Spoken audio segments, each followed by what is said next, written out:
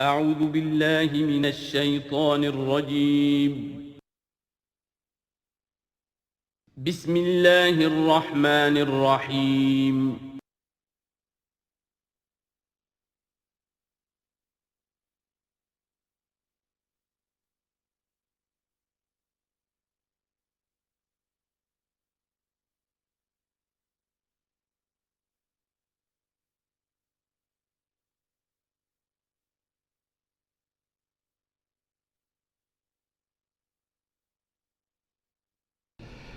اعوذ باللہ من الشیطان الرجیم بسم اللہ الرحمن الرحیم وَاعْلَمُوا أَنَّمَا غَنِمْتُم مِّن شَيْءٍ فَأَنَّ لِلَّهِ خُمُسَهُ وَلِلرَّسُولِ وَلِذِي الْقُرْبَى وَالْيَتَامَى وَالْمَسَاكِينِ وَابْنِ السَّبِيلِ إِن كُنتُمْ آمَنتُم بِاللَّهِ وَمَا أَنزَلْنَا عَلَىٰ عَبْدِنَا يَوْمَ الْفُرْقَانِ يَوْمَ الْتَقَى الْجَمْعَانِ وَاللَّهُ عَلَىٰ كُلِّ شَيْءٍ قَدِيرٌ صدق اللہ العظیم۔ اب یہاں وہ مال غنیمت کا حکم بیان ہو رہا ہے۔ وَاعْلَمُوا جان لو انما غنمتم من شیء جو بھی غنیمت تمہیں حاصل ہوئی ہے، فَأَنَّ لِلَّهِ خُمُسَهُ تو اس کا خمس پانچواں حصہ تو اللہ کے لیے ہے، وَلِلرَّسُولِ اور رسول کے لیے ہے، وَلِذِي الْقُرْبَى اور رسول کے قرابت داروں کے لیے ہے۔ یہ بات سمجھ لیجئے یہاں اچھی طرح کہ در حقیقت حضور صلی اللہ علیہ وسلم کا جو معاش کا معاملہ تھا، جب تک آپ مکے میں تھے حضرت خدیجہ الکبریٰ رضی اللہ تعالی عنہ کی دولت جو ہے اس سے آپ کا کام چل رہا تھا، جو بھی بچا کچا ان کا سرمایہ تھا۔ مدینے میں آ کر ظاہر بات ہے کہ اب آپ کے پاس اپنا کوئی ذریعہ معاش نہیں تھا، نہ آپ کوئی تجارت کرتے تھے، تو اب آپ کے اخراجات اور پھر یہ کہ آپ کے بھی قرابت دار ہیں، آپ کی ازواج مطہرات ہیں، ان کے اخراجات کہاں سے آئیں گے؟ تو مال غنیمت میں سے خمس جو ہے وہ اس کام کے لیے رکھ لیا گیا، گویا وہ بیت المال کا حصہ ہوگا، اور بیت المال ہی کفالت کرے گا حضور کی بھی اور حضور کے قرابت داروں کی بھی۔ اس کے علاوہ اس بیت المال میں یتامى والمساکین وابن السبیل، اس میں حصہ ہوگا یتیموں کے لیے بھی اور مساکین اور محتاجوں کے لیے بھی اور مسافروں کے لیے بھی۔ یہ گویا کہ پانچواں حصہ مال غنیمت کا تو ہو گیا، سرکار سمجھ لیجیے سرکاری ہو گیا، لیکن اس سرکار میں سب سے بڑا خرچ جو ہے وہ در حقیقت محمد رسول اللہ صلی اللہ علیہ وسلم کے ذاتی آپ کے اخراجات، آپ کے ازواج مطہرات کا نان نفقہ، آپ کے قرابت داروں کا ذوی القربیٰ، جس میں آپ کو بھی تو ظاہر بات ہے کہ کچھ نہ کچھ صلہ رحمی آپ فرماتے تھے، تو اس کے لیے، اور یہ کہ یتیموں اور مساکین کے لیے وابن السبیل۔ ان کنتم آمنتم باللہ، اگر تم ایمان رکھتے ہو اللہ پر، وما انزلنا علی عبدنا اور اس شے پر جو ہم نے نازل کی اپنے بندے پر، یوم الفرقان فیصلے کے دن، یعنی جو شے نازل کی وہ ہے غیبی امداد، نصرت غیبی، جو فرشتے آئے۔ ظاہر بات ہے کہ وہ ایک ان سین جو ہے غیب کا معاملہ ہے، فرشتوں کو دیکھا تو کسی نے نہیں، تو جیسے وحی آتی تھی حضرت جبرائیل لے کر آتے تھے تو اس پر ایمان رکھتے ہو کہ یہ قرآن جو ہے اللہ کی طرف سے ہے، ایسے ہی تمہیں یقین ہونا چاہیے کہ اللہ تعالیٰ نے اپنا وہ وعدہ پورا فرمایا اور اللہ تعالیٰ نے فرشتے بھیجے۔ تو اگر تمہیں وہ یقین ہے تو پھر تم اس حکم کو پورے طور پر یوں سمجھیے کہ دلی طور پر اس کو قبول کرو، خوش دلی کے ساتھ پوری طریقے سے، کہ خمس جو ہے وہ تو اللہ اور اس کے رسول کا، بیت المال کا۔ بقیہ کے بارے میں حضور نے فرما دیا کہ 4/5 جو ہے یہ اب تقسیم ہو جائے گا مجاہدین کے درمیان۔ اس میں اس سے کوئی بحث نہیں ہے کہ کس نے کتنا جمع کیا، سارا مال ایک جگہ جمع ہوگا اور پھر اس کے حصے لگیں گے، چاہے کوئی پہرے پر تھا، جنگ کی نوبت ہی نہیں آئی، چاہے یہ کہ کوئی باقاعدہ جنگ میں کسی نے حصہ لیا، چاہے کسی نے مال غنیمت جمع کیا چاہے نہیں کیا، جو بھی جنگ میں ہیں ان کو برابر کا حصہ ملے گا۔ اس میں یہ ہے کہ جو سواریوں والے تھے انہیں دوہرا، اور جو پیدل تھے انہیں اکیرا، اس لیے کہ سواریاں اگر کسی کا اونٹ ہے، کسی کا گھوڑا ہے، 2 گھوڑے بھی تھے، تو ظاہر بات ہے کہ اس کے چارے وغیرہ کا بندوبست وہ خود اپنے پاس سے کرتا تھا۔ کوئی سپلائی لائنز تو آج کل کی جس طرح فوجوں کی ہوتی ہیں وہاں موجود نہیں تھی، لہذا جو مجاہد تھا کہ جو سوار تھا گھوڑے پر یا اونٹ پر، جس کا اپنا گھوڑا تھا اپنا اونٹ تھا، اس کو دوہرا حصہ، اور جو عام پیادہ جو مجاہد تھا اس کو اکیرا۔ وَاعْلَمُوا أَنَّمَا غَنِمْتُم مِّن شَيْءٍ فَأَنَّ لِلَّهِ خُمُسَهُ وَلِلرَّسُولِ وَلِذِي الْقُرْبَى وَالْيَتَامَى وَالْمَسَاكِينِ وَابْنِ السَّبِيلِ إِن كُنتُمْ آمَنتُم بِاللَّهِ وَمَا أَنزَلْنَا عَلَىٰ عَبْدِنَا يَوْمَ الْفُرْقَانِ يَوْمَ الْتَقَى الْجَمْعَانِ، اس فرقان والے دن، فیصلے کے دن، جس دن کی 2 فوجیں بھڑ گئی تھیں۔ واللہ علی کل شیء قدیر، اور اللہ تعالیٰ ہر چیز پر قادر ہے۔ اذ انتم بالعدوۃ الدنیا وہم بالعدوۃ القصویٰ، اصل میں یہ جو وادی ہے جس میں بدر واقع ہوا ہے، یہ ایک گھاٹی سی ہے جو دونوں کناروں کے اوپر تو بہت تنگ ہے لیکن درمیان میں بہت کھل کر میدان بن جاتا ہے۔ اس کا ایک سرا جو ہے وہ شمال کی طرف نکل جاتا ہے اور وہ جا رہا ہے شام کی طرف، ایک سرا جنوب کی طرف ہے اور وہ جاتا ہے مکے کی طرف، ایک مشرق کی طرف آتا ہے کہ جو مدینے کی طرف آ رہا ہے، اور اکثر و بیشتر جو پہلے حاجی جاتے تھے وہ اسی راستے پر تھے، یہی راستہ تھا۔ اب تو جو نیا طریق الہجرہ بڑی اعلیٰ سڑک بن گئی ہے تو لوگوں کو ان مقامات سے گزرنے کا موقع نہیں ملتا، ورنہ بدر سے ہو کر ہی راستہ گزرتا تھا۔ تو ایسا ہوا ہے کہ اللہ تعالیٰ کی طرف سے ایسی اسکیم بن گئی، تدبیر ایسی ہو گئی کہ عین بر وقت پہنچے۔ وہ جو مدینے والا سرا تھا جو قریب تھا مدینے کے اس وادی کا، اس پر حضور پہنچے، اور عین اسی وقت جو دور والا سرا تھا، وہ گھاٹی جہاں پہ ختم ہو رہی تھی جنوب کی طرف، وہاں وہ قریش بھی پہنچ گئے بر وقت۔ جب تم تھے ورلے کنارے پر اور وہ تھے پرلے کنارے پر، اذ انتم بالعدوۃ الدنیا، دنیا ادنا کا مؤنث ہے قریب تر، وہم بالعدوۃ القصویٰ، اور وہ تھے پرلے کنارے پر، والرکب اسفل منکم، اور وہ جو قافلہ تھا وہ تم سے نیچے تھا، نیچے ہو کر گزر گیا تھا، یعنی اس کے بعد پہاڑوں کی ایک رینج تھی اور اس کے بعد پھر تہامہ کا میدان تھا۔ تو ابو سفیان نے یہ کیا تھا کہ قافلے کو لے کر اس بدر کی گھاٹی میں داخل ہی نہیں ہوئے، ادھر سے تو وہ پیغام بھی بھیج دیا تاکہ فوج ادھر سے آئے، تاکہ مسلمانوں کی توجہ بھی ہو تو فوج کی طرف ہو جائے، اور اسی میں وہ داؤ لگا کر اپنے قافلے کو بچا کر نکال کر لے جائیں، اور وہ تہامہ میں ساحل کے ساتھ ساتھ ہو کر نکل بھی گئے۔ وَلَوْ تَوَاعَدْتُمْ لَاخْتَلَفْتُمْ فِي الْمِيعَادِ، اور اگر تم لوگوں نے آپس میں معاہدہ کیا ہوتا کہ فلاں وقت پر ہمیں پہنچنا ہے، ہو سکتا ہے کہ تم ایک ساتھ نہ پہنچ سکتے، اختلاف ہو جاتا، جیسے اپوائنٹمنٹ ہوتی ہے فلاں وقت پہ میں بھی پہنچوں گا آپ بھی پہنچ جائیں تو کچھ نہ کچھ آگے پیچھے ہو جاتا ہے، تو اگر تم طے کر کے بھی آتے تو اتنا نہ ہوتا جتنا کہ ہم نے اپنی مشیت اپنی تدبیر سے کر دیا کہ عین وقت پر تمہیں وہاں پہنچا دیا۔ اس کی وجہ کیا تھی؟ ہم چاہتے تھے کہ یہ ٹکراؤ ہو جائے اور یہ بات واضح ہو جائے کہ جان لیں اہل مکہ کہ اللہ تعالیٰ کی نصرت کس کے ساتھ ہے، اس کے عوام بھی سمجھ لیں۔ وَلَٰكِن لِيَقْضِيَ اللَّهُ أَمْرًا كَانَ مَفْعُولًا، لیکن یہ سب کچھ لیے ہوا تاکہ اللہ تعالیٰ طے کر دے وہ شے، فیصلہ کر دے کہ جو ہو کر رہنی ہے، كَانَ مَفْعُولًا لِيَهْلِكَ مَنْ هَلَكَ عَنْ بَيِّنَةٍ، تاکہ اب جسے ہلاک ہونا ہے وہ ہلاک ہو بات کے واضح ہو جانے کے بعد۔ اب بھی عوام کی اگر آنکھیں نہیں کھلتی تو پھر گویا کہ وہ پھر مورد الزام خود ہے، اب ان کے سرداروں نے جو کچھ ان کی مت ماری تھی، اب آ کر اس موقع کے بعد ان کی آنکھیں کھل جانی چاہیے۔ اب بھی اگر کوئی ہلاک ہوتا ہے تو بات کے واضح ہونے کے بعد ہلاک ہو، لِيَهْلِكَ مَنْ هَلَكَ عَنْ بَيِّنَةٍ وَيَحْيَىٰ مَنْ حَيَّ عَنْ بَيِّنَةٍ، اور جسے جینا ہے، جس کی زندگی ہے روحانی زندگی، اور جو سیدھے راستے پر آنا چاہتا ہے وہ بھی اس بینہ کی بنا پر وہ سیدھے راستے پر آ جائے اور حیات معنوی حاصل کر لے۔ وَإِنَّ اللَّهَ سَمِيعٌ عَلِيمٌ، اور یقیناً اللہ سب کچھ سننے والا اور جاننے والا ہے۔ اِذْ يُرِيكَهُمُ اللَّهُ فِي مَنَامِكَ قَلِيلًا، جبکہ اللہ تعالیٰ آپ کو دکھا رہا تھا اے نبی ان کو آپ کی نیند میں کم۔ حضور نے خواب میں دیکھا کہ کوئی بڑی طاقت نہیں ہے، بڑی تھوڑی سی جمعیت ہے قریش کی جو آئی ہے، حالانکہ 1000 کا لشکر تھا۔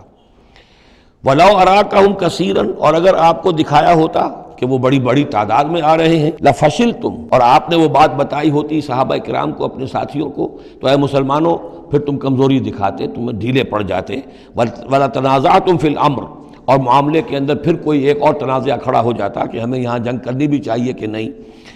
وَلَٰكِنَّ اللَّهَ سَلَّمَ، لیکن اللہ تعالیٰ نے سلامتی پیدا فرما دی۔ إِنَّهُ عَلِيمٌ بِذَاتِ الصُّدُورِ، یقیناً وہ جو کچھ سینوں کے اندر ہے اس سے واقف ہے۔ اس کی توجہ یہ کی ہے مفسرین نے کہ اگرچہ نبی کا خواب جھوٹا نہیں ہو سکتا، یہ نہیں تھا کہ حضور کو جو خواب دکھایا گیا وہ غلط تھا، اصل میں ان کی جو معنوی حقیقت تھی وہ دکھا دی گئی۔ ایک ہے کسی شے کے اندر جو کمیت ہے، کوانٹیٹیو ایلیمنٹ ہے اس کا، ایک ہے جو اس کی کیفیت ہے، جو اس کے اندر اصل حقیقت ہے۔ تو یہ بات جو ہے اچھی طرح سمجھ لینے کی ہے کہ مکے سے جو اصل نفری آئی تھی وہ تو ان عوام الناس کی تھی کہ جن کو بارے میں جن کو معلوم تھا کہ محمد ہمارے بہترین آدمی ہیں صلی اللہ علیہ وسلم، اور جو ان کے ساتھی ہیں وہ ہمارے گل سرسبد ہیں، ہمارے خاندان کے قریش کے بہترین لوگ ہیں، اور پھر یہ کہ انہوں نے کوئی جرم نہیں کیا ہے، کوئی ظلم نہیں کیا ہے، وہ صرف ایک خدا واحد کا کے ماننے والے اور جو ہیں وہ نیکیوں کا حکم دینے والے ہیں۔ تو جو ان کے ہاں جو بھی جس کو ہم کہتے ہیں سائلنٹ میجورٹی عوام الناس، ان کے دل اپنے لیڈروں کے ساتھ نہیں تھے۔ آ تو گئے تھے، وہ ظاہر ان کا جبر تھا، ان کا فیصلہ تھا، لیڈروں کا حکم تھا، آ گئے تھے، لیکن مارے باندھے کو آئے ہوئے تھے۔ ان کے دلوں کے اندر وہ بات نہیں تھی کہ جو کسی ایسے لشکر میں ہوتی ہے کہ جو سمجھتا ہے اپنے آپ کو برحق، ہم حق کے لیے لڑ رہے ہیں، تو اس کے اندر جو طاقت ہوتی ہے اس لڑنے والے کے اندر، وہ اس شخص میں نہیں ہوتی کہ جو مارے باندھے کو لے آیا گیا ہو اور خود اسے اپنے دل میں یہ یقین نہ ہو کہ میں حق کے لیے لڑ رہا ہوں۔ اس اعتبار سے معنوی طور پر جو ان کی کیفیت تھی اس کے اعتبار سے وہ واقعتاً کم تھے۔ تو حضور کو خواب میں اللہ تعالیٰ نے ان کی اصل حقیقت دکھائی۔ وَإِذْ يُرِيكُمُوهُمْ إِذْ الْتَقَيْتُمْ فِي أَعْيُنِكُمْ قَلِيلًا وَيُقَلِّلُكُمْ فِي أَعْيُنِهِمْ۔ مزید برآں اللہ نے یہ کیا کہ جب دونوں لشکر ٹکرائے ہیں تو ایسی کیفیت پیدا کر دی کہ مسلمانوں کو بھی وہ تھوڑے لگ رہے تھے کہ کوئی زیادہ لوگ نہیں ہیں، اور انہیں بھی مسلمان تھوڑے نظر آ رہے تھے۔ یعنی یہ کہ ہر صورت اللہ نے ایسی بنا دی تھی کہ جنگ ہو اور ڈٹ کر ہو، تاکہ یہ صورتحال جو ہے یوم الفرقان ہونا اس کا بالکل واضح ہو جائے۔ اگر کسی وجہ سے وہ کرنی کترا جاتا معاملہ اور جنگ نہ ہوتی، مقابلہ نہ ہوتا، تو جس طریقے سے کہ اللہ اس کو فیصلہ کن دن بنا دینا چاہتا تھا، یوم الفرقان فیصلے کا دن، وہ صورتحال پیدا نہ ہوتی۔ لِيَقْضِيَ اللَّهُ أَمْرًا كَانَ مَفْعُولًا، تاکہ اللہ پورا کر دے اس معاملے کو کہ جو ہونے والا ہی تھا۔ وَإِلَى اللَّهِ تُرْجَعُ الْأُمُورُ، اور تمام معاملات بالآخر تو اللہ ہی کی طرف لوٹا دیے جائیں گے۔ یا ایھا الذین آمنوا اذا لقیتم فئۃ فاثبتوا، اے اہل ایمان جب بھی اب تمہارا، اب چونکہ دور شروع ہو گیا ہے، اب تمہاری جد و جہد جو ہے وہ آخری مرحلے میں داخل ہو چکی ہے، مسلح تصادم کا آغاز ہو چکا ہے، اور یہ تو ابھی پہلی جنگ ہے، ابھی جنگیں اور آنی ہیں، اگلے ہی سال غزوہ احد ہو گیا۔ جب بھی تمہارا مقابلہ ہو کسی فوج سے فاثبتوا، پہلا حکم تو یہ ہے کہ پھر ثابت قدم رہو، قدم جمائے رکھو۔ دوسرا حکم وَاذْكُرُوا اللَّهَ كَثِيرًا، اور اللہ کا ذکر کرو کثرت کے ساتھ، لعلکم تفلحون، تاکہ تم فلاح پاؤ۔ تمہاری جو طاقت ہے وہ اللہ تعالیٰ کے بھروسے پر ہے۔ وَاصْبِرْ وَمَا صَبْرُكَ إِلَّا بِاللَّهِ، ایک بندہ مومن کا صبر جو ہے وہ اللہ کے بھروسے پر ہے، لہٰذا اللہ یاد رہے گا، اللہ کے ساتھ قلبی تعلق، روحانی تعلق استوار ہوگا تو تم ثابت قدم رہو گے، اور اگر اللہ کے رشتہ ٹوٹ گیا، قلبی رشتہ، روحانی رشتہ، تو پھر تمہارے اندر جان نہیں ہوگی۔ اور تیسرا حکم لعلکم تفلحون، تاکہ تم مراد پاؤ، اور تیسرا حکم اطیعوا اللہ ورسولہ، اور دیکھو تیسرا حکم یہ ہے کہ جو ڈسپلن ہے اس کی پابندی کرو، حکم مانو اللہ کا اور اس کے رسول کا۔ اب ویسے تو یہاں اللہ کا حکم بھی کہا گیا ہے، لیکن ظاہر بات ہے کہ وہاں تو ہر وقت جو حکم آتا تھا وہ رسول کا حکم آتا تھا، اس لیے کہ قرآن بھی آ رہا ہے تو رسول کی زبان سے ادا ہو رہا ہے، اور رسول اپنی جانب سے اپنی اجتہاد کے تحت، اپنی رائے کے تحت، اپنی تدبیر کے تحت کوئی رائے دے رہے ہیں تو ابھی حضور کی زبان مبارک سے ادا ہو رہا ہے۔ تو ویسے کہنے کو یہ اللہ اور اس کے رسول کی اطاعت کرو، لیکن عملاً وہ رسول اطاعت بن جاتی ہے۔ بمصطفیٰ برساں خویش را کہ دی ہمہ اوست، واطیعوا اللہ ورسولہ ولا تنازعوا، اور دیکھو آپس میں جھگڑو نہیں۔ یہی وہ الفاظ آئے ہیں جو سورہ آل عمران میں ہم پڑھ چکے ہیں۔ وَلَقَدْ صَدَقَكُمُ اللَّهُ وَعْدَهُ إِذْ تَحُسُّونَهُمْ بِإِذْنِهِ حَتَّىٰ إِذَا فَشِلْتُمْ وَتَنَازَعْتُمْ فِي الْأَمْرِ وَعَصَيْتُمْ مِن بَعْدِ مَا أَرَاكُم مَّا تُحِبُّونَ۔ اب یہ ایک سال بعد ہونے والا ہے، یہ ایک سال پہلے ان سے کہا جا رہا ہے نظم کی پابندی کرو، اطاعت رسول پر کاربند رہو، ولا تنازعوا، اختلاف نہ کرو، جھگڑا نہ ڈالو، فتفشلوا، تو تم ڈھیلے پڑ جاؤ گے، وتذهب ريحكم، اور تمہاری ہوا اکھڑ جائے گی، واصبروا، اور ثابت قدم رہو، ان اللہ مع الصابرین، یقیناً اللہ تعالیٰ صابروں کے ساتھ ہے، اللہ کی نصرت، تائید اہل صبر کے ساتھ ہے۔ ولا تکونوا کالذین خرجوا من دیارہم بطرا ورئاء الناس، ان لوگوں کے مانند نہ ہو جانا کبھی جو نکلے تھے اپنے گھروں سے اتراتے ہوئے، اینٹتے ہوئے، اکڑتے ہوئے لوگوں کو دکھانے کے لیے۔ یہ وہ قریش کا لشکر جب چلا ہے تو ابو جہل نے جو بھی ساز و سامان کیا تھا اس کے لیے ڈھول ڈھمک کا بھی تھا، اور اس کے ساتھ جو ہے ہر طرح کا لاؤ لشکر، تو وہ تو جا رہے تھے بالکل اس خیال سے کہ فتح ہماری ہے ہی ہے اور ہم مسل کر رکھ دیں گے، جیسے مچھر کو مسل دیا جاتا ہے، یہ مسلمان ہیں ہی کتنے۔ وہ جو ہے خوب اپنے شان و شوکت کا مظاہرہ کرتے ہوئے جا رہے تھے۔ وَيَصُدُّونَ عَن سَبِيلِ اللَّهِ، اور حقیقت کیا تھی کہ اللہ کے راستے سے روک رہے تھے۔ وَاللَّهُ بِمَا يَعْمَلُونَ مُحِيطٌ، اور جو کچھ وہ کر رہے تھے اللہ اس کا احاطہ کیے ہوئے تھا، اللہ کے قابو سے باہر جانے والی ان کی کوئی تدبیر نہیں تھی۔ وَإِذْ زَيَّنَ لَهُمُ الشَّيْطَانُ أَعْمَالَهُمْ، اور جب کہ شیطان نے ان کے لیے ان کے اعمال کو مزین کر دیا تھا۔ وَقَالَ لَا غَالِبَ لَكُمُ الْيَوْمَ، اور اس نے ان کے کان میں یہ پھونک ماری تھی، یہ وسوسہ ڈالا تھا، آج تم پر کوئی غالب نہیں آ سکتا۔ مکے سے نکلی ہو نفری اور 1000 کی، یہ تو گویا کہ بڑی انہونی سی بات تھی، عرب کے اندر اس طرح کے مواقع بہت کم آتے تھے۔ لا غالب لکم اليوم من الناس، کوئی انسانوں میں سے تم پر غالب نہیں آ سکتا۔ وانی جار لکم، اور میں بھی تمہارے ساتھ ہی ہوں۔ فلما تراءت الفئتان، اور جب دونوں لشکروں نے ایک دوسرے کو دیکھا، آمنے سامنے ہوئی، نکص علی عقبیہ، تو وہ شیطان اپنی ایڑیوں کے بل پیچھے مڑ گیا، بھاگا، وقالا، اور اس نے کہا انی بریء منکم، میں تم سے لا تعلق ہوں، میرا تم سے کوئی تعلق نہیں، انی ارا ما لا ترون، میں وہ کچھ دیکھ رہا ہوں جو تم نہیں دیکھ رہے۔ فرشتوں کو دیکھنا جو ہے، چونکہ یہ بھی ناری مخلوق ہے، نور اور نار میں بڑا قرب ہے، نوری مخلوق ہے ملائکہ اور ناری مخلوق ہے جن، اور یہ جن ہے عزازیل ابلیس، تو اس کو نظر آ گیا، فرشتے آ رہے ہیں، انی ارا ما لا ترون، میں وہ کچھ دیکھ رہا ہوں جو تم نہیں دیکھ سکتے، انی اخاف اللہ، مجھے اللہ کا خوف ہے، واللہ شدید العقاب، اور اللہ سزا دینے میں بہت سخت ہے۔ اذ یقول المنافقون والذین فی قلوبہم مرض، اب یہ ایک نقشہ تو یہ تھا کہ جب چلے آ رہے تھے قریش کا لشکر لے کر ابو جہل اور اس کے ساتھی سردار، اور ادھر شیطان بھی ان کو پہلے تو پیٹھ ٹھوکتا ہوا آ رہا ہے، اور عین وقت پر جو ہے وہ ان کو ساتھ چھوڑ کر بھاگا ہے۔ ادھر جب مدینے کے اندر، اب جہاں وہاں سے مسلمان چلے تھے، حضور چلے تھے، تو جو کوئی منافق پیچھے رہ گئے تھے وہ اب باتیں کر رہے تھے۔ اذ یقول المنافقون والذین فی قلوبہم مرض، جبکہ کہہ رہے تھے وہ منافق لوگ اور وہ لوگ کہ جن کے دلوں میں روگ تھا، غر ہؤلاء دینہم، ان مسلمانوں کو تو ان کے دین نے بالکل دھوکے میں ڈال دیا ہے، مت ماری گئی ہے، دماغ خراب ہو گیا ہے، قریش سے ٹکرانے چلے ہیں، ان کی عقل جواب دے گئی ہے۔ ہم تو پہلے بھی سمجھتے تھے کہ یہ سفہاء ہیں، بے وقوف ہیں، احمق ہیں، لیکن اب تو معلوم ہوتا ہے کہ سرے سے مت ماری گئی، غر ہؤلاء دینہم، ان کے دین نے ان کی مت مار دی۔ وَمَن يَتَوَكَّلْ عَلَى اللَّهِ فَإِنَّ اللَّهَ عَزِيزٌ حَكِيمٌ، انہیں کیا پتہ کہ جو کوئی توکل کرے اللہ پر تو اللہ تعالیٰ زبردست ہے، حکمت والا۔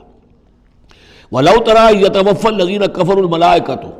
اور کاش تم دیکھ سکتے جب کہ قبض کرتے ہیں فرشتے ان کافروں کو، ان کی جانوں کو، یضربون وجوہہم، ان کے چہروں پر ضرب لگاتے ہوئے، وادبارہم، اور ان کی پیٹھوں پر، وذوقوا عذاب الحریق، اور کہتے اب چکھو جلنے کا عذاب،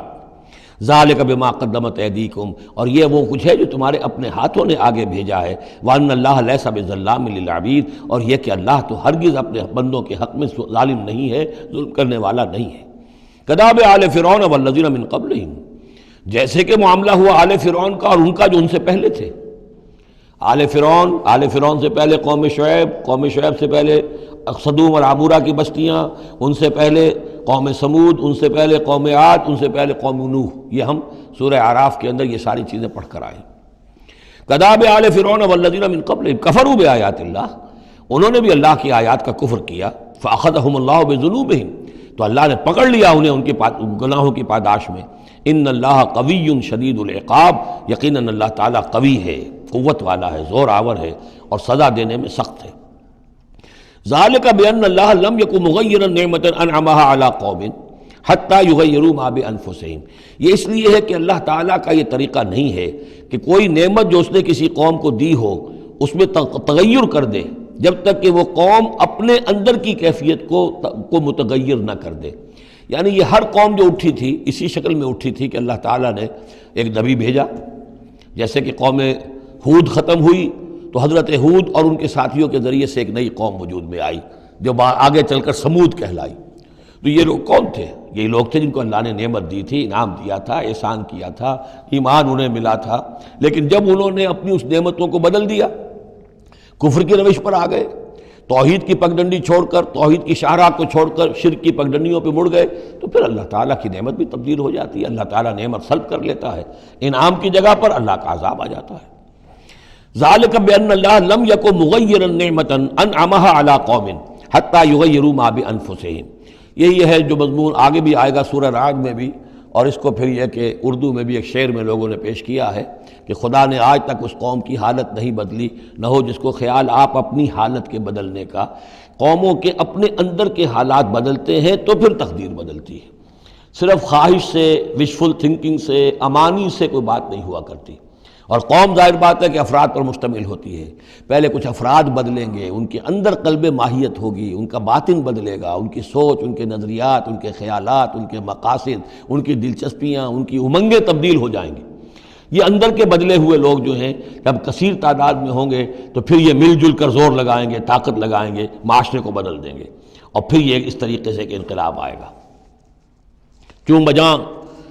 در رفت جہاں دیگر شود، جہاں چو دیگر شد جہاں دیگر شود، جب یہ قرآن کسی کے اندر اتر جاتا ہے اس کے اندر ایک تبدیلی آ جاتی ہے، بالکل بدل جاتا ہے انسان اندرونی طور پر، اور یہ اندرونی تبدیلی ہے جو عالمی انقلاب تک ممتد ہو سکتی ہے۔ وَأَنَّ اللَّهَ سَمِيعٌ عَلِيمٌ، اللہ سب کچھ سننے والا جاننے والا ہے۔ کداب آل فرعون، جیسے کہ دستور تھا یا ہوا معاملہ آل فرعون کا، والذین من قبلہم، اور جو ان سے پہلے تھے، کذبوا بآیات ربہم، انہوں نے اپنے رب کی آیات کو جھٹلایا، فأہلکناہم بذنوبہم، تو ہم نے ان کو ہلاک کر دیا ان کے گناہوں کی پاداش میں، وأغرقنا آل فرعون، اور آل فرعون کو ہم نے غرق کر دیا، وکل کانوا ظالمین، اور یہ سب کے سب ظالم تھے۔ ان شر الدواب عند اللہ الذین کفروا فہم لا یؤمنون، بدترین چوپائے اللہ کے نزدیک یہی لوگ ہیں، اللہ کے نزدیک جو کفر کرتے ہیں اور وہ ایمان نہیں لاتے۔ یعنی وہی جو آیت ہم پڑھ چکے ہیں سورہ اعراف میں کہ یہ لوگ انسان نظر آتے ہیں، حقیقت میں انسان نہیں ہیں۔ لہم قلوب لا یفقہون بہا ولہم اعین لا یبصرون بہا ولہم آذان لا یسمعون بہا اولئک کالانعام بل ہم اضل، وہ چوپایوں کے مانند ہیں بلکہ ان سے بھی گئے گزرے۔ اس لیے شر الدواب کہا گیا، تمام جانداروں میں اور جمان چوپایوں میں، جانوروں میں سب سے برے لوگ جو ہیں وہ یہ انسان نما حیوان ہیں کہ جن کے اندر عقل نہیں، جن کے اندر شعور نہیں، جو ایمان سے خالی ہیں اور کفر پر اور صرف دنیا کی لذتوں پر ریجھ گئے ہیں۔ الذین عاہدت منہم ثم ینقضون عہدہم فی کل مرۃ وہم لا یتقون، وہ لوگ کہ جن سے آپ نے اے نبی معاہدہ کیا تھا پھر وہ ہر مرتبہ اپنا عہد توڑتے ہیں اور اس کا کوئی ڈر نہیں رکھتے۔ اب یہ اشارہ ہو رہا ہے یہود کی طرف، کیونکہ حضور جب مدینے میں تشریف لائے تو میں نے آپ کو شروع میں بتا دیا تھا کہ آپ نے بہت بڑا یہ سمجھیے کہ اس کو Montgomery what, professor Montgomery what نے جس قدر تعریف کی ہے اس کی، اور سارے جتنے بھی الفاظ ہو سکتے تھے انگریزی زبان میں، اسٹیٹس مین شپ کہ حضور کا معاملہ، فہمی کا معاملہ، تدبر کا معاملہ، سیاست کو سمجھنے کا معاملہ، اس کی بہت بڑی بات یہ ہے کہ آپ نے یہودی قبائل جو تھے تینوں ان کو معاہدوں میں جکڑ لیا۔ تو یہ ایک بہت بڑا آپ کا کارنامہ تھا، لیکن اب ظاہر بات ہے جکڑے تو وہ گئے، اندر سے وہ دشمنی کرتے تھے، ساز باز کرتے تھے۔ اوپر معاہدہ ہے، اندر سے ساز باز چل رہی ہے، پیغامات بھیجے جا رہے ہیں قریش کو کہ کیا کر رہے ہیں آپ لوگ، کیوں دیر کر رہے ہیں، کیوں نہیں حملہ کرتے، ہم اندر سے آپ کی مدد کریں گے۔ تو یہ خدمت ابھی چل رہی تھی۔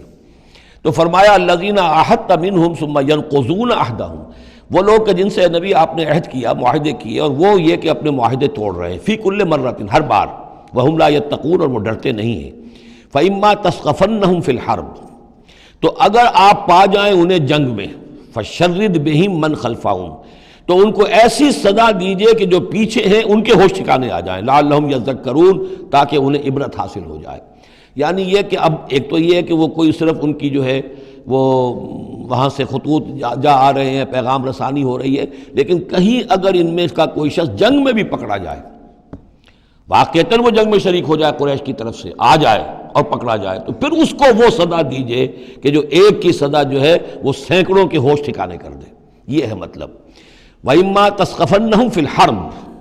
فَشَرِّدْ بِهِمْ، ایسی سزا ان کو دیجئے من خلفہم کے جو ان سے پیچھے ہیں ان کے بھی ہوش ٹھکانے ہو جائیں، لعلہم یذکرون، شاید کہ پھر وہ نصیحت پکڑ لیں۔ وَإِمَّا تَخَافَنَّ مِن قَوْمٍ خِيَانَةً، اور اگر آپ کسی کو قومی سطح پر اندیشہ ہو جائے آپ کو کسی سے کہ وہ خیانت پر اتر آئی ہے، یعنی ایک ہے انڈیویجول ایکٹس، بنو قریظہ کا کوئی شخص ہے جو کام کر رہا ہے، بنو قریظہ کا سردار کہے گا صاحب مجھے کیا معلوم، یہ ایک شخص کا انڈیویجول معاملہ ہے، اس نے کوئی خط لکھ دیا ہوگا قریش کو یا کوئی سلسلہ جرمانی کیا ہوگا، لیکن یہ ہمارا اجتماعی معاملہ نہیں ہے، ہم معاہدے کے پابند ہیں۔ بنو قینقاع کا کوئی شخص ہے اس نے کر دیا، تو اس کے لیے تو پہلا حکم آ گیا، وہ کہیں اگر مل جائے، جنگ میں مل جائے، کیونکہ ویسے تو اسے ہاتھ نہیں لگا سکتے، معاہدہ ہے ان کے ساتھ، تو معاہدہ ہے، اس کو کیا سزا دیں گے، لیکن یہ کہ جنگ میں کہیں آ جائے، اتنی جرأت کر جائے تو پھر اس کو وہ سخت سزا دیجیے گا کہ جو پیچھے بیٹھے ہوئے ہیں، جو ڈورے ہلا رہے ہیں، تارے ہلا رہے ہیں، ان کو بھی ہوش ٹھکانے آ جائے۔ لیکن یہ کہ اگر آپ کو اندیشہ ہو جائے کہ کوئی قبیلہ جو ہے وہ خلاف ورزی کرنے پر اتر آیا ہے، خیانت کرنے پر اتر آیا ہے، وَإِمَّا تَخَافَنَّ مِن قَوْمٍ خِيَانَةً، کسی کی طرف سے خیانت کا آپ کو اندیشہ ہی ہو جائے، فَانبِذْ إِلَيْهِمْ عَلَىٰ سَوَاءٍ، تو پھر پھینک دیجئے ان کی طرف کھلم کھلا،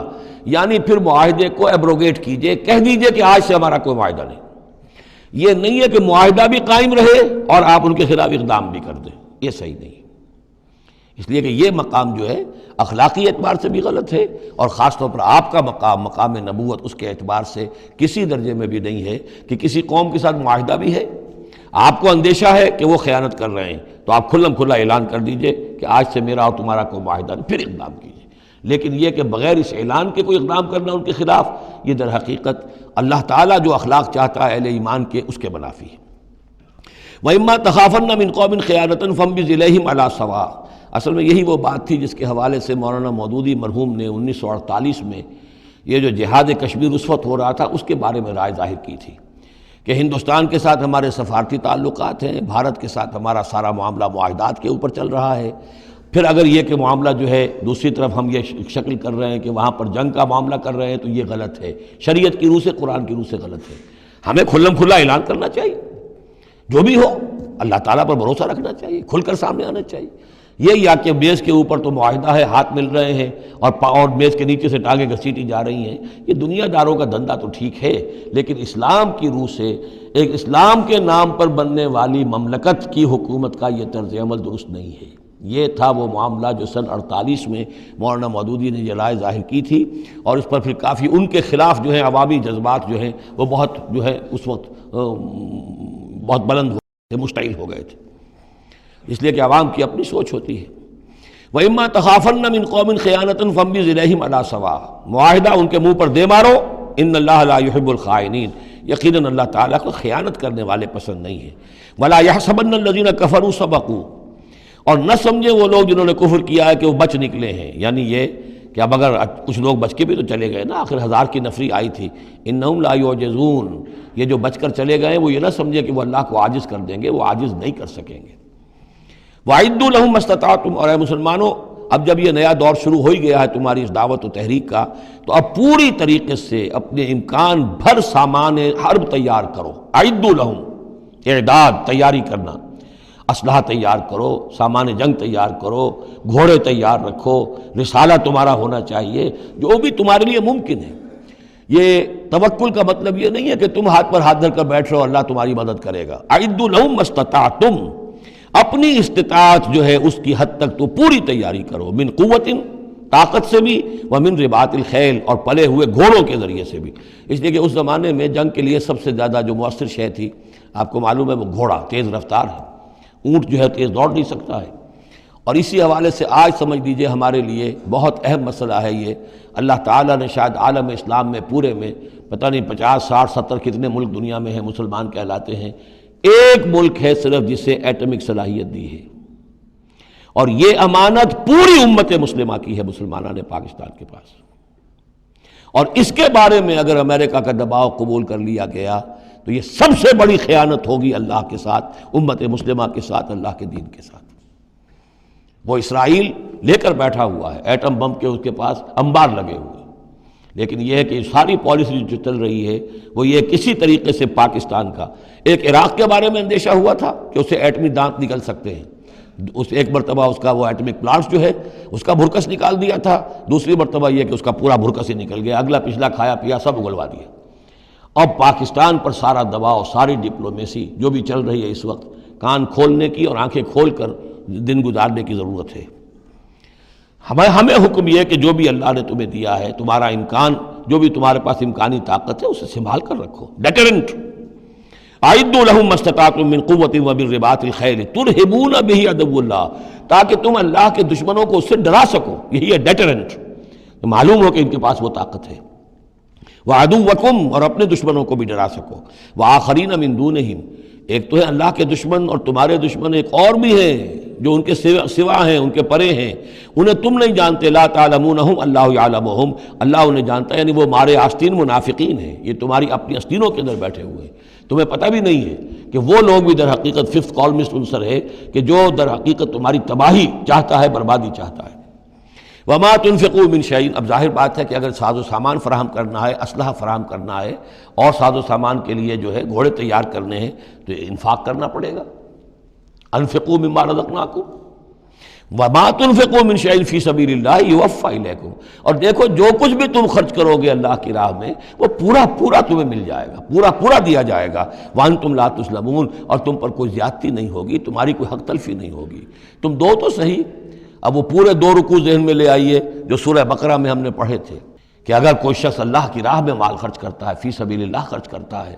جیسے ایک دانہ جو ہے وہ زمین کے اندر ڈال دیتے ہو، اس سے جو ایک پودا نکلتا ہے، اس میں سٹے ہوتے ہیں، 7 سٹے ہیں، اور ہر سٹے کے اندر 100 دانے ہیں، تو وہ ایک دانہ 700 دانے پیدا کر رہا ہے، اور اللہ تعالیٰ جس کو چاہے گا 700 گنا سے بھی زیادہ اجر و ثواب دے گا۔ کہاں صحت کا رکھ رہے ہو اپنے پیسے، خرچ کر دو اسے، اس لیے کہ اب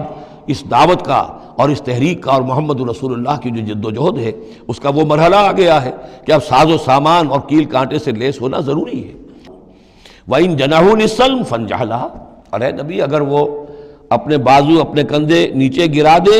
امن کے لیے، صلح کے لیے، اگر قریش آمادہ ہو جاتے ہیں تو آپ بھی جھک جائیے، کوئی بات نہیں، صلح کر لیجیے۔ وَتَوَكَّلْ عَلَى اللَّهِ، اللہ پر توکل کیجیے، یعنی یہ کہ اگر وہ صلح کرنے کے اوپر آمادہ ہے صلح کر لیجئے، اور ڈریے نہیں کہ ہو سکتا ہے وہ چال چل رہے ہوں، نہیں، صلح کا جواب صلح سے دیجئے، لیکن یہ کہ اللہ پر توکل کیجئے، وَهُوَ السَّمِيعُ العليم، وہ سب کچھ إِنَّهُ هُوَ السَّمِيعُ العليم، یقیناً وہ سب کچھ سننے والا اور جاننے والا ہے۔ وَإِن يُرِيدُوا أَن يَخْدَعُوكَ، اور اگر وہ چاہتے ہو کہ آپ کو دھوکہ دے دیں، فَإِنَّ حَسْبَكَ اللَّهُ، تب بھی آپ نہ گھبرائیں، آپ کے لیے اللہ کافی ہے، اللہ کی طرف سے ضمانت ہے۔ هُوَ الَّذِي أَيَّدَكَ بِنَصْرِهِ وَبِالْمُؤْمِنِينَ، وہی تو ہے اللہ جس نے اے نبی آپ کی مدد کی ہے اپنی نصرت سے اور اہل ایمان کے ذریعے۔ یہ ذرا نوٹ کیجئے، اللہ نے محمد کی مدد کی ہے اہل ایمان کے ذریعے، یعنی اللہ تعالیٰ کا یہ فضل ہوا محمد رسول اللہ صلی اللہ علیہ وسلم پر کہ ایسے صحابہ عطا فرمائے جو مخلص تھے، کہ جہاں آپ کا پسینہ گرا وہاں انہوں نے اپنی خون کی ندیاں بہا دیں۔ حضرت موسیٰ کو ایسے ساتھی میسر نہیں آئے، کیا حال تھا جبکہ ان کو کہا گیا اللہ کی راہ میں جنگ کرو، اور ان کا فضل بنتا وربک فقاتل انا ہاؤنا قاعدون، جاؤ تم جاؤ، ہم بیٹھے ہیں یہاں۔ رب انی لا املک الا نفسی واخی فافرق بیننا وبین القوم الفاسقین۔ یہاں یہ ہوا تھا جب دوسری مرتبہ مقام صفرا پر جب ہوئی ہے جو مشاورت، اور وہ بڑی یوں سمجھیے کہ کانٹے کی مشاورت تھی، وہاں بھی کچھ لوگ زور دے رہے تھے مسلسل کہ چلیے ہمیں چلنا چاہیے پہلے قافلے کی طرف، وہ تو آپ کو سیرت کی کتابوں میں پڑھنا ہوگا، لیکن یہ ہے کہ اس وقت حضور کا منشا یہ تھا، آپ بار بار کہ اچھا آپ اور لوگ مشورہ دیں، اور لوگ بھی مشورہ دیں۔ حضرت مقداد نے کھڑے ہو کر یہی بات کہی رضی اللہ تعالیٰ عنہ، اے نبی آپ ہمیں موسیٰ کے ساتھی نہ سمجھیے جنہوں نے کہہ دیا تھا فَاسْتَبَنْتَ وَرَبُّكَ فَقَاتِلَا إِنَّا هَاهُنَا قَاعِدُونَ، ہم آپ کے ساتھی ہیں، آپ جو حکم دیں ہم حاضر ہیں۔ حضرت ابوبکر نے تقریر کی، حضرت عمر نے تقریر کی، حضور دیکھ رہے ہیں انصار کا کیا منشا ہے، ان کی کیا رائے ہے۔ پھر کھڑے ہوئے حضرت سعد، انہوں نے کہا ہے کانک تعنینا یا رسول اللہ، اے اللہ کے رسول شاید آپ کا روح سخن ہماری جانب ہے، شاید اس وجہ سے کہ ہمارا جو معاہدہ ہوا تھا بیعت عقبہ ثانیہ میں وہ یہ تھا کہ اگر مدینے پر حملہ ہوگا تو ہم آپ کی حفاظت کریں گے، شاید یہ گمان ہے آپ کا۔ فَإِنَّا آمَنَّا بِكَ وَصَدَّقْنَاكَ، ہم آپ پر ایمان لا چکے، ہم نے آپ کی تصدیق کی، ہم نے آپ کو اللہ کا رسول مانا، اب ہمارے پاس کوئی آپشن نہیں ہے۔ خدا کی قسم اگر آپ اپنا گھوڑا سمندر میں ڈال دیں گے ہم بھی آپ کے پیچھے اپنی سواریاں سمندر میں ڈال دیں گے، اور خدا کی قسم اگر آپ ہمیں کہیں گے ہم اپنی اونٹیوں کو دبلا کر دیں گے برق الغماد تک جا پہنچیں گے، یعنی یمن کا شہر ہے برق الغماد، وہاں تک پہنچ جائیں گے چاہے ہماری اونٹنیاں لاغر ہو جائیں۔ اس کے بعد حضور کا چہرہ کھل اٹھا کہ انصار کی طرف سے بھی ان کے ایک رئیس نے یہ بات کہی ہے، پھر آپ نے کہا چلو اب بدر کی طرف۔ تو یہ اللہ تعالیٰ نے گویا کہ حضور کی مدد کی ہے اہل ایمان سے۔ هو الذی ایدک بنصرہ، ایک تو اللہ کی مدد آئی آسمان سے، فرشتے آئے، اور ایک وبالمؤمنین، اور اہل ایمان کے ذریعے سے آپ کی مدد کی ہے۔ من انصاری الی اللہ، کون ہے میرا مددگار اللہ کی راہ میں۔ وَأَلَّفَ بَيْنَ قُلُوبِهِمْ، اور ان اہل ایمان کے دلوں میں اللہ نے محبت پیدا کر دی۔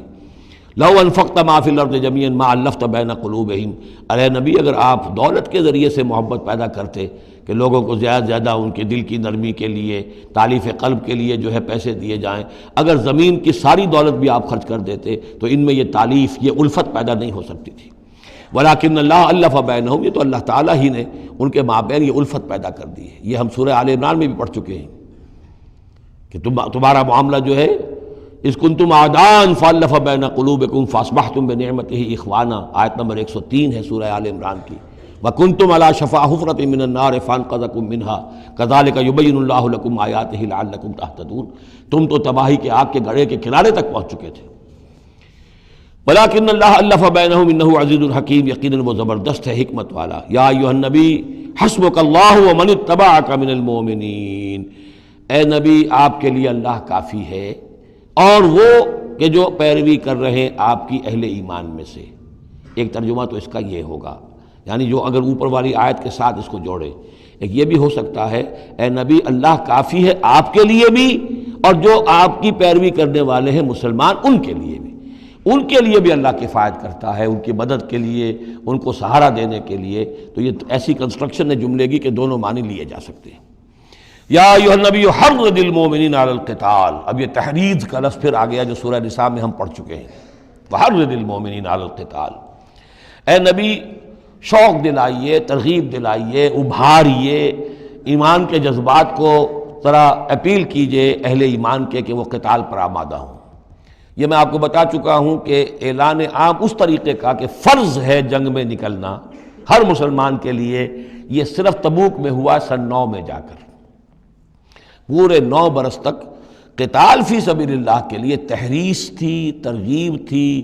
اور یہ تحریض گاڑی ہو کر تحریض بن گئی، بس لازم نہیں تھا۔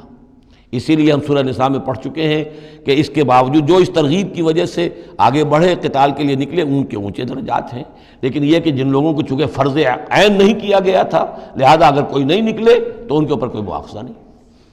لیکن یہ کہ غزوہ تبوک میں نفیر عام تھی کہ ہر صاحب ایمان کا نکلنا ضروری ہے۔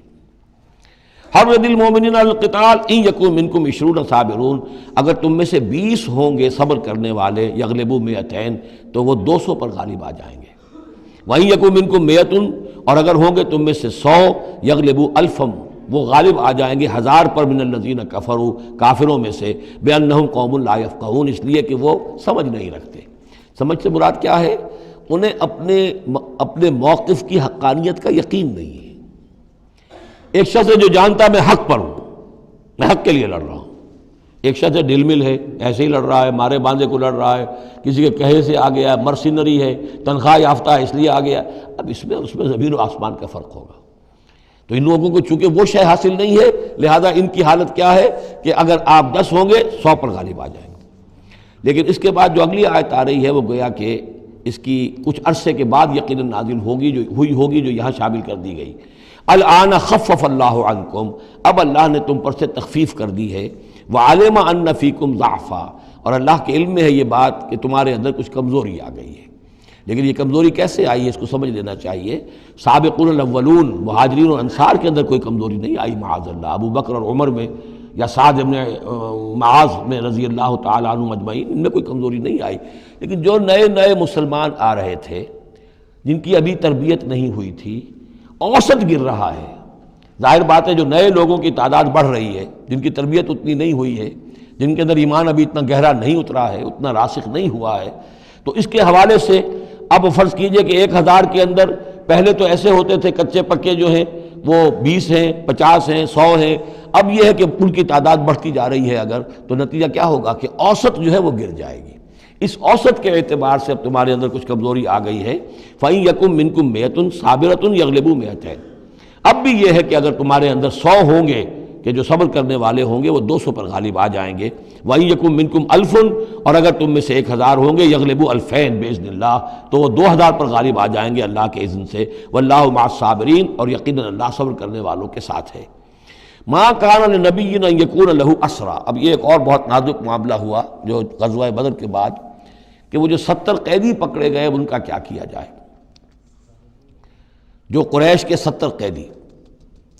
اب اس کی ایک شکل تو یہ تھی، مشاورت کی حضور نے، حضرت ابو بکر کی ایک رائے تھی، حضور کی اپنی رائے بھی وہی تھی،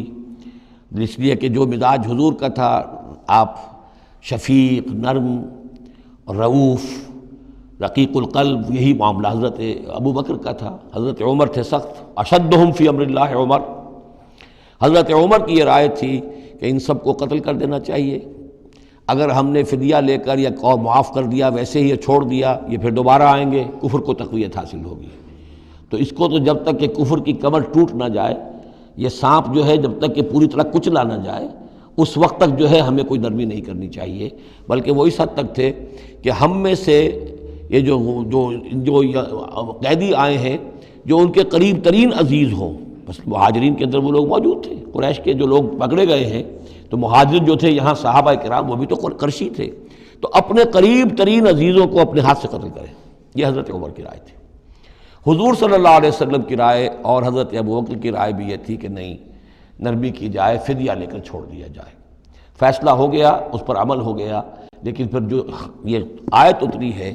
یہ پھر بہت سخت ہے، اس میں اس فیصلے کو غلط قرار دیا گیا، اگرچہ فیصلہ ہو گیا ٹھیک ہے، لیکن یہ کہ اس کے اوپر گرفت ہوئی ہے کہ یہ نہیں ہونا چاہیے تھا۔ یہ مضمون بنیادی طور پر یہ سورہ محمد میں آئے گا صلی اللہ علیہ وسلم، اور وہاں تفصیل کے ساتھ اس کی پوری بات آ چکی ہے، اور چونکہ سورہ محمد سورہ بقرہ سے بھی پہلے نازل ہو چکی تھی، سورۃ القتال،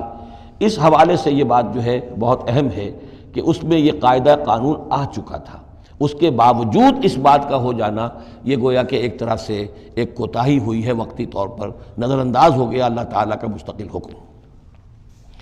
ما کان لنبی ان یکون لہ اسریٰ، کسی نبی کے لیے یہ جائز نہیں ہے کہ اس کے پاس قیدی ہوں، حتی یسخن فی الارض، جب تک کہ زمین کے اندر خوب خونریزی نہ ہو لے، یعنی باطل کی کمر نہ توڑی جا چکی ہو، اس وقت تک قیدی رکھنا، قیدی رکھنے کا مطلب تو ہے کہ وہ زندہ رہیں گے، آج نہیں تو کل انہیں چھوڑنا پڑے گا، آپ چھوڑیں گے ان کو، وہ پھر کفر کی تقویت کا باعث بنیں گے۔ تريدون عرض الدنیا، تم دنیا کا ساز و سامان چاہتے ہو، یعنی فدیہ ملے گا، مال ملے گا۔ اب یہ ظاہر بات ہے کہ نہ حضور کی یہ نیت ہو سکتی تھی معاذ اللہ، اور نہ حضرت ابوبکر کی، لیکن اللہ تعالیٰ کا معاملہ ہے، جب وہ اپنے نبیوں کے اوپر بھی کبھی گرفت کرتا ہے تو بظاہر الفاظ بڑے سخت ہوتے ہیں، بظاہر بڑے سخت ہوتے ہیں، تو اس کے اندر وہ سختی موجود ہے۔ ظاہر بات ہے کہ یہ بات نہ حضور کے لیے نہ حضرت ابوبکر کے لیے۔ تريدون عرض الدنیا، تم دنیا کا سامان چاہتے ہو، واللہ یرید الآخرہ، اللہ کے پیش نظر آخرت ہے۔ سورہ محمد کی آیت نمبر 4 میں یہ پورا قانون آئے گا، ہم وہاں پڑھ لیں گے۔ واللہ عزیز حکیم، اور اللہ تعالی عزیز اور حکیم ہے۔ لولا کتاب من اللہ سبقہ، اگر نہ ہوتی بات اللہ کی طرف سے جو پہلے سے آ چکی تھی، یعنی سورہ محمد کی آیت نمبر 4، اس میں ایک امکان نکلتا تھا اس کی تعبیر کا، اگرچہ تعبیر کے اندر میرے نزدیک غلطی ہوئی ہے، لیکن پھر بھی ایک اس کے اندر امکان موجود تھا جس کو کہ استعمال کیا ہے محمد الرسول اللہ صلی اللہ علیہ وسلم سے۔ لولا کتاب من اللہ سبقہ، اگر یہ اللہ تعالیٰ کی طرف سے بات پہلے سے طے نہ ہو چکی ہوتی، لمسکم فیما اخذتم عذاب عظیم، تو جو کچھ تم نے یہ فدیہ وغیرہ لیا ہے اس پر تم پر بڑا سخت عذاب آتا۔ قانون ہم سورہ محمد میں پڑھیں گے کہ وہ کیا تھا، اور اس کی انٹرپریٹیشن کے اندر یہاں حضور نے کس جگہ سے گنجائش نکالی۔ دیکھیے ہوتا یہ ہے کہ آپ کا رجحان نرمی کا ہے تو آپ ایک ہی بات کے اندر سے نرم پہلو نکال لیں گے، جیسے کہ میں نے عرض کیا تھا کہ جو لوگ کے سنتے ہیں الذین یستمعون القول فیتبعون احسنہ، وہ لوگ کہ جو کسی بات کو سن کر پھر پیروی کرتے ہیں اس میں سے بہترین کی، جو بھی اس میں اعلیٰ ترین درجہ ہے اس تک پہنچنے کی کوشش کرتے ہیں۔ لیکن طبیعت کے اندر جو نرمی تھی تو اس نرمی کی وجہ سے حضور نے اس کے اندر ایک اپنے لیے گنجائش نکال لی، لیکن چونکہ اس آیت کے اندر وہ گنجائش واقعتاً موجود ہے، لہذا فرمایا اگر وہ نہ ہوا ہوتا، لولا کتاب من اللہ سبقہ، اگر وہ آیت پہلے نازل نہ ہو چکی ہوتی، لمسکم فیما اخذتم عذاب عظیم، تو تم پر جو بھی تم نے لیا ہے یہ فدیہ وغیرہ اس پر تم پر بڑی سخت پکڑ ہوتی اور عذاب آتا۔ روایات میں آتا ہے کہ حضور بھی اور حضرت ابوبکر بھی دونوں پھر اس آیت کے نزول کے بعد روتے رہے ہیں کہ ہم سے یہ خطا ہوئی ہے۔ بہرحال خطا اجتہادی ہے، کوئی غلط اس طرح کی نہیں ہے کہ کسی صریح حکم کی خلاف ورزی کی گئی ہو، وہ یہ ہے کہ جو بھی اس میں رعایت رکھی گئی تھی اس کو آپ نے اپنے اجتہاد سے اس کے اندر سے جو بھی نرمی کا پہلو تھا وہ نکال دیا۔ فَكُلُوا مِمَّا غَنِمْتُمْ حَلَالًا طَيِّبًا، تو اب کھاؤ جو تمہیں ملا ہے غنیمت۔ غنیمت میں وہ بھی ہے جو عین جنگ کے موقع پر مال غنیمت ملا، اور جو فدیہ اب مل رہا ہے وہ بھی غنیمت ہے۔ حلالًا طیبہ، کھاؤ، اس میں کوئی اب تمہیں ہچکچاہٹ نہ ہو، حلال اور طیب ستھرا۔ واتقوا اللہ، اللہ کا تقوی اختیار کرو، ان اللہ غفور الرحیم، یقیناً اللہ تعالیٰ بخشنے والا رحم فرمانے والا ہے۔ یا ایھا النبی قل لمن فی ایدیکم من الاسریٰ، اے نبی کہہ دیجئے ان لوگوں سے جو آپ کے قبضے میں ہیں قیدی۔ اب قیدیوں میں جان لیجئے حضرت عباس ابن عبد المطلب بھی تھے رضی اللہ عنہ، جو حضور کے چچا تھے۔ گمان غالب یہ ہے کہ وہ ایمان تو لا چکے تھے، اپنے ایمان کا اعلان نہیں کیا تھا، لہذا جنگ میں کفار کے ساتھ ہو کر آئے تھے،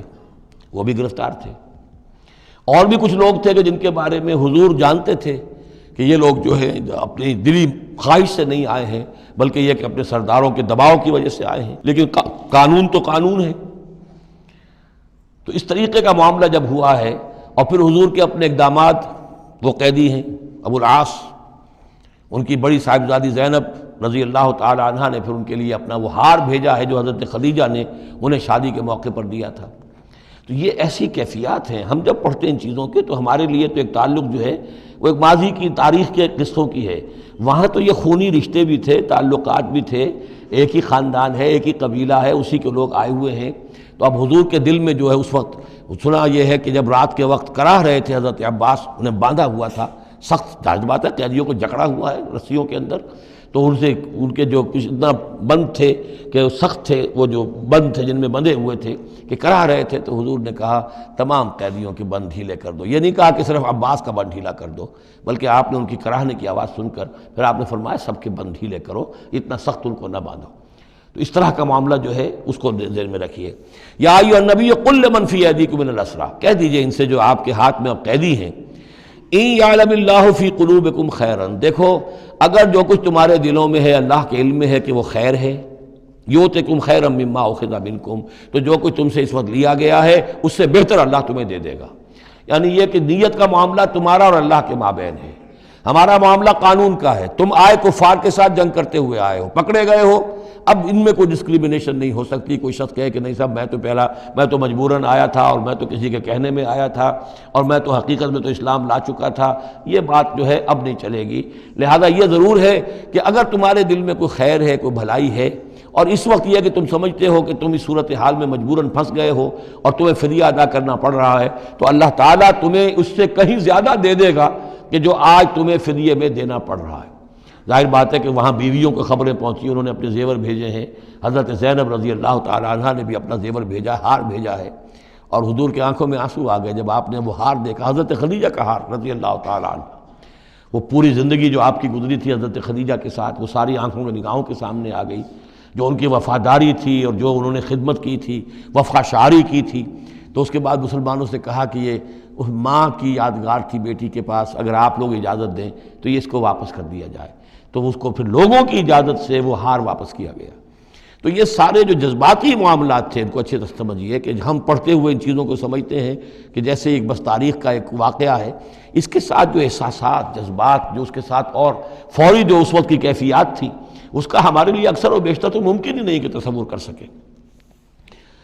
یا ایھا النبی قل لمن فی ایدیکم من الاسریٰ، اے نبی کہہ دیجئے ان لوگوں سے جو آپ لوگوں کے قبضے میں ہیں اس وقت، ان قیدیوں میں سے، ان یعلم اللہ فی قلوبکم خیرا، اگر اللہ کے علم میں ہے کہ تمہارے دل میں خیر ہے، یؤتکم خیرا مما اخذ منکم، تو جو کچھ تم سے لیا گیا ہے اللہ اس سے بہتر تمہیں دے دے گا، ویغفر لکم، اور تمہیں بخش دے گا، واللہ غفور الرحیم، اور اللہ غفور الرحیم ہے۔ وَإِن يُرِيدُوا خِيَانَتَكَ، اور اگر یہ آپ سے خیانت کرنا چاہیں، جھوٹ بول رہے ہوں، جھوٹی قسمیں کھا رہے ہوں کہ ہمارے ساتھ تو معاملہ یوں ہو گیا تھا اور ایسے آ گئے تھے، فقد خان اللہ من قبل، تو پھر یہ پہلے اللہ سے بھی خیانتیں کرتے رہے ہیں، فامکنا منکم منہم فامکنا منکم، اللہ تعالیٰ نے ان کو پکڑوا دیا، واللہ علیم الحکیم، اللہ حکیم اور علیم ہے۔ اب یہ یوں سمجھیے کہ کنکلوڈنگ آیات ہے سورہ مبارکہ کی، ان الذین آمنوا وہاجروا وجاہدوا باموالہم وانفسہم فی سبیل اللہ والذین آووا ونصروا اولئک بعضهم اولیاء بعض، یقیناً وہ لوگ جو ایمان لائے اور جنہوں نے ہجرت کی اور جہاد کیا اپنے اموالوں اور جانوں کے ساتھ اللہ کی راہ میں، اور وہ لوگ جنہوں نے انہیں پناہ دی اور ان کی مدد کی، اولئک بعضهم اولیاء بعض، یہ وہ لوگ ہیں کہ جو ایک دوسرے کے ساتھی ہیں، رفیق ہیں۔ یہ آپ نے بات سمجھ لی۔ اس وقت تک مسلمان معاشرہ جو ہے یہ دو حصوں میں علیحدہ علیحدہ منقسم تھا، مہاجرین، انصار۔ اگرچہ مہاجرین اور انصار کو بھائی بھائی بنایا جا چکا تھا، لیکن ظاہر بات ہے کہ صرف اس طرح کے تعلق سے وہ پورا جو قبائلی نظام جو ہے وہ ایک دم تو تلپٹ نہیں ہو جاتا۔ تو اس وقت تک یہ صورتحال بھی یہ ہے کہ جو پہلے جو 8 مہمیں حضور نے بھیجی ہیں اس میں کسی انصاری کو شریک نہیں کیا، وہ ایکسکلوسیولی مہاجر فینومینن تھا۔ جنگ بدر میں پہلی مرتبہ جو ہے انصار شریک ہوئے ہیں، ورنہ پہلے صرف مہاجرین تھے۔ لہذا وہ پہلی آیت جو ہے ان الذین آمنوا، وہ لوگ جو ایمان لائے، وہاجروا، انہوں نے مکے سے ہجرت کی، مدینے آ گئے، وجاہدوا باموالہم وانفسہم فی سبیل اللہ، اور انصار مدینہ تو اب جہاد میں شریک ہوئے ہیں، یہ 1.5 سال سے اس جہاد میں پہلے سے چلے آ رہے ہیں کہ پوری 8 مہمیں جو پہلے کی ہیں وہ ایکسکلوسیو جو ہیں وہ صرف مہاجرین نے کی ہیں۔ وجاہدوا باموالہم وانفسہم فی سبیل اللہ، یہ ایک طبقہ ہو گیا، ایک جماعت ہو گئی۔ والذین آووا، اور انصار کی شان کیا ہے؟ انہوں نے انہیں جگہ دی، پناہ دی، اپنے گھر تقسیم کر دیے، اپنی دکانیں تقسیم کر دیں، اور اس طریقے سے مسلمانوں کے لیے اپنے دلوں میں بھی اور اپنے گھروں میں بھی پوری جگہ پیدا کی۔ اولئک بعضهم اولیاء بعض، انہوں نے مدد بھی کی، یہ سب ایک دوسرے کے ساتھی ہیں۔ والذین آمنوا ولم یہاجروا، اور وہ لوگ کہ جو ایمان لائے لیکن ہجرت نہیں کی، ما لکم من ولایتہم من شیء، تمہارا ان کے ساتھ اب کوئی تعلق نہیں۔ آگے چل کر سورہ نساء میں جو بعد میں نازل ہوئی ہیں، پڑھ چکے ہم پہلے، ان میں تو یہ ہے کہ وہ کافر اور منافق قرار دیا گیا، ان کے ساتھ وہی سلوک کرو جو کافروں کے ساتھ ہے، انہیں پکڑو اور قتل کرو، الا یہ کہ کسی ایسی قبیلے سے ہوں جن کے ساتھ تمہارا معاہدہ ہو، وہ پورا قانون وہاں آ گیا ہے۔ لیکن یہاں بھی پہلی بات بتا دی گئی، اب کوئی ولایت باہمی تمہاری ان کے ساتھ نہیں ہے۔ یعنی فرض کیجئے کوئی شخص کہتا ہے میں تو ایمان لا چکا تھا، مجبوراً آئے تھے لیکن ہجرت کیوں نہیں کی؟ جب ہجرت نہیں کی تو اب تمہارا شمار ہوگا انہی لوگوں کے ساتھ جن کے ساتھ تم جنگ کر کے آئے ہو۔ تم یہ نہیں کہہ سکتے کہ میرا تعلق جو ہے اہل ایمان سے شمار کیا جانا چاہیے۔ والذین آمنوا ولم یہاجروا ما لکم من ولایتہم من شیء، تو کوئی تمہاری ان سے رفاقت نہیں ہے، کوئی تعلق نہیں ہے، کوئی عہد نہیں ہے، کوئی قول و قرار نہیں ہے۔ یہ آیت بھی معلوم ہوتا ہے کہ انہی جو اسیر تھے غزوہ بدر کے، انہی کی طرف اصل میں روح سخن ہے۔ حتیٰ یہاجروا، جب تک کہ وہ ہجرت نہ کریں۔ ہاں اب واپس جائیں، فدیہ دے کر جائیں، پھر ہجرت کر کے آ جائیں تو ٹھیک ہے، پھر وہ مسلمانوں میں سے ہوں گے، تمہارے بھائی ہوں گے، تمہارے حمایتی ہوں گے اور تم ان کے حمایت کرو گے۔ وَإِنِ اسْتَنصَرُوكُمْ فِي الدِّينِ، اور وہ لوگ کہ جو ایمان تو لائے لیکن ہجرت نہیں کی، اپنے اپنے قبیلوں میں رہے یا مکے میں رہے، اگر وہ تم سے مدد مانگے دین میں، فَعَلَيْكُمُ النَّصْرُ، تو اے مسلمانوں تم پر واجب ہے ان کی مدد کرنا۔ إِلَّا عَلَىٰ قَوْمٍ بَيْنَكُمْ وَبَيْنَهُمْ مِيثَاقٌ، سوائے اس کے کہ وہ کسی ایسی قوم سے تعلق رکھتے ہوں کہ جن کے تمہارے درمیان کوئی معاہدہ ہے۔ اگر کوئی قبیلہ ہے کہ جس کے ساتھ حضور نے معاہدہ کیا ہوا ہے صلح کا، اور وہاں کوئی مسلمان ہے اور وہ ہجرت تو کر نہیں رہا، وہاں سے وہ مدد کی درخواست کرتا ہے کہ میری مدد کی جائے، تو اس کے خلاف اس کی مدد نہیں کی جائے گی، اس لیے کہ قوم کے ساتھ معاہدہ ہے۔ واللہ بما تعملون بصیر، اور جو کچھ تم کر رہے ہو اللہ اسے دیکھ رہا ہے۔ والذین کفروا بعضهم اولیاء بعض، اور وہ لوگ جنہوں نے کفر کیا وہ ایک دوسرے کے ساتھی ہیں، ایک دوسرے کے حمایتی ہیں، ایک دوسرے کے پشت پناہ ہیں۔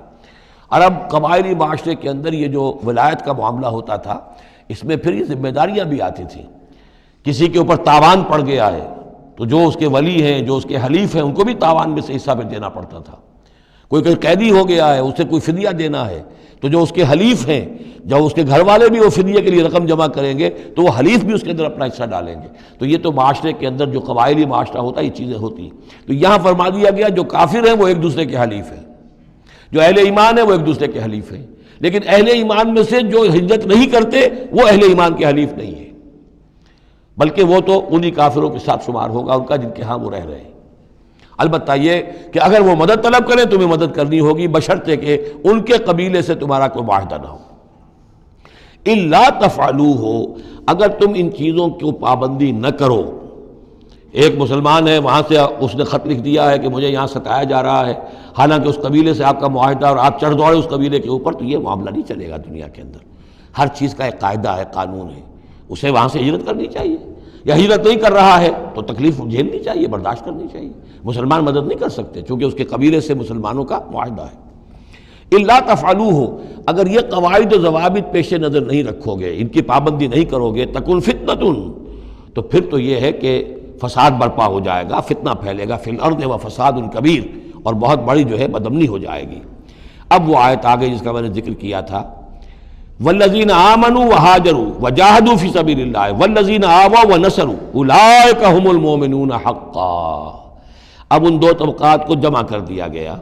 والذین آمنوا وہاجروا وجاہدوا فی سبیل اللہ والذین آووا ونصروا، ویسے یہ کہ وہ لوگ جو ایمان لائے اور جنہوں نے ہجرت کی اور جنہوں نے جہاد کیا اللہ کی راہ میں، یعنی یہ مہاجرین، والذین آووا، اور وہ انصار مدینہ جنہوں نے انہیں پناہ دی، انہیں جگہ دی، انہیں اکوموڈیٹ کیا، والذین آووا ونصروا، اور نصرت کی،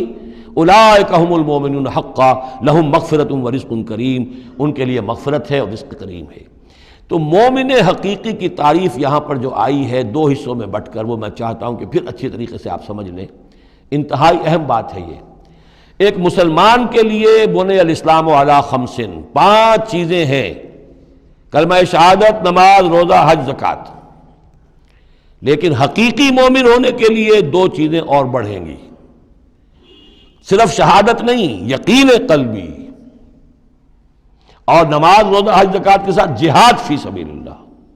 گویا کہ 7 چیزیں ہوں گی، 7 شرطیں پوری ہوں گی تو ایک شخص بندہ مومن کہلائے گا۔ یہ تعریف ہے کہ جو سورہ الحجرات کی آیت نمبر 14-15 میں آئی۔ وہاں پہلے فرمایا قالت الاعراب آمنا قل لم تؤمنوا ولکن قولوا اسلمنا ولما يدخل الايمان في قلوبكم۔ یہ بدو کہہ رہے ہیں ہم ایمان لے آئے، اے نبی ان سے کہہ دیجئے تم ایمان نہیں لائے ہو، بلکہ یوں کہو کہ ہم مسلمان ہو گئے، ہم نے اطاعت قبول کر لی ہے، ابھی تک ایمان تمہارے دلوں میں داخل نہیں ہوا۔ اب اگلی آیت میں پھر اسی سیاق کے اندر اگلی آیت میں مومن کون ہے؟ انما المؤمنون الذين آمنوا بالله ورسوله ثم لم يرتابوا۔ مومن تو وہ ہیں جو ایمان لائیں اللہ پر، اس کے رسول پر، پھر شک نہ باقی رہے، یقین بن جائے۔ اور دوسرے وجاہدوا باموالہم وانفسہم فی سبیل اللہ، اور وہ جہاد کریں اللہ کی راہ میں اپنی جانوں اور مالوں کے ساتھ۔ اولئک ھم الصادقون، صرف وہ سچے ہیں۔ اس کو میں نے پرکار سے تشبیہ دی تھی۔ اب اگر وہ دل میں یقین ہے تو اس کی کیا کیفیات پیدا ہو جائیں گی؟ دلی یقین کی کیفیات وہ شروع میں آ گئی ہیں۔ انما المؤمنون الذین اذا ذکر اللہ وجلت قلوبہم۔ اہل ایمان تو وہ ہیں حقیقت میں کہ جب اللہ کی یاد کرتے ہیں، اللہ کا ذکر ہوتا ہے، ان کے دل لرز اٹھتے ہیں۔ وَإِذَا تُلِيَتْ عَلَيْهِمْ آيَاتُهُ زَادَتْهُمْ ایمانا، جب ان کو اللہ کی آیات پڑھ کر سنائی جاتی ہیں ان کے ایمان میں اضافہ ہوتا ہے۔ وَعَلَىٰ رَبِّهِمْ يَتَوَكَّلُونَ، ان کا توکل، ان کا بھروسہ کل کا کل اللہ کی ذات پر ہے۔ الذین یقیمون الصلاۃ ومما رزقناہم ینفقون، اور وہ لوگ جو نماز قائم کرتے ہیں اور انفاق کرتے ہیں اللہ کی راہ میں اس میں سے جو ہم نے دیا۔ اولئک ھم المؤمنون حقا، یہ ہے سچے مومن، پکے مومن۔ لیکن یہ مومن کی شخصیت کی تصویر کا ایک رخ ہے۔ بدقسمتی سے ہمارے ہاں یہ 2 رخ علیحدہ ہو گئے ہیں۔ معاملہ یہ ہے کہ یہ ہے ایک ورق، اس ورق کا ایک صفحہ یہ ہے، ایک صفحہ یہ ہے، یہ انسیپریبل ہے، صفحات کو جدا نہیں کر سکتے آپ۔ ورق ایک ہے، اس کا ایک رخ یہ ہے صفحہ، ایک رخ یہ ہے صفحہ۔ مومن کی شخصیت کا ایک صفحہ، اس کی تصویر کا ایک رخ یہ ہے، دل میں یقین ہے، اللہ کی یاد کرتا ہے، دل لرزتا ہے، آیات قرآنی پڑھتا ہے یا سنتا ہے، دل میں ایمان بڑھتا ہے، ہر معاملے میں توکل، اس کا بھروسہ اللہ کی ذات پر ہے، نماز قائم کیے ہوئے ہے، زکوٰۃ ادا کرتا ہے، اللہ کی راہ میں خرچ کرتا ہے۔ یہ شخصیت کا ایک رخ ہو گیا، اولئک ھم المؤمنون حقا۔ لیکن یہ ایک رخ ہے، اور دوسرا رخ کیا ہے؟ والذین آمنوا وہاجروا وجاہدوا فی سبیل اللہ والذین آووا ونصروا اولئک ھم المؤمنون حقا۔ اور وہ لوگ جو ایمان لائے، جنہوں نے ہجرت کی، جنہوں نے جہاد کیا اللہ کی راہ میں، اور وہ لوگ جنہوں نے انہیں جگہ دی، پناہ دی اور ان کی مدد کی، یہ ہے مومن سچے۔ تو تصویر کے ان دونوں رخوں کو جوڑیے، یہ ہے اصل میں جو آج کی ضرورت ہے۔ صحابہ کرام کی شخصیتوں میں یہ دونوں رخ تھے۔ جیسے زوال آیا ہمارے ہاں، اڑائے کچھ ورق لالے نے، کچھ نرگس نے، کچھ گل نے، چمن میں ہر طرف بکھری ہوئی ہے داستاں میری، دین کے حصے بکھرے ہو گئے، کوئی حلقے ذکر کے ہیں تو ان کو جہاد وغیرہ سے کوئی غرض نہیں، کوئی جہادی تحریکیں ہیں تو ان کے اندر جو ہے وہ دوسری کیفیات نہیں۔ اس طرح کے معاملات جو ہے تقسیم ہو چکے ہیں۔ جب تک کہ یہ مکمل شخصیتیں وجود میں نہیں آئیں گی، یہ ظاہر بات ہے صحابہ کی کمیت کے اعتبار سے تو وہاں تک نہیں پہنچ سکتے، لیکن ان کا عکس تو ہو، اس طرح کی کیفیت متوازن طریقے پر۔ اگر 25% ادھر ہے 25% ادھر بھی ہو، 10% ادھر ہے 10% ادھر بھی ہو، لیکن ایک ہی طرف 70% ہو جائے، دوسری طرف 0 ہو، وہ معاملہ گڑبڑ ہے۔ یہ دونوں جو رخ ہے شخصیت کے، ان کو جمع کرنے کی ضرورت ہے۔ اولئک ھم المؤمنون حقا لہم مغفرۃ ورزق کریم، ان کے لیے مغفرت ہے اور رزق کریم ہے۔ اللہم ربنا اجعلنا منہم، اللہم ربنا اجعلنا منہم والذین آمنوا من بعد وہاجروا وجاہدوا، اور جو لوگ بعد میں ایمان لائے یا لائیں گے اور ہجرت کریں، جہاد کریں، وجاہدوا معکم، تمہارے ساتھ ہو کر جہاد کریں، فاولئک منکم، تو اے مسلمانوں وہ تم ہی میں سے ہیں، تمہاری جماعت، تمہاری امت حزب اللہ کے حصے ہوں گے۔ وَأُولُو الْأَرْحَامِ بَعْضُهُمْ أَوْلَىٰ بِبَعْضٍ فِي کتاب اللہ، البتہ اللہ کا جو قانون ہے، جو شریعت ہے، مثلا جو وراثت کا معاملہ ہے، اس کا تعلق جو اولو الارحام کے ساتھ ہے۔ یہ جو بھائی چارہ تھا اس کے بنا پر وراثت نہیں ہے،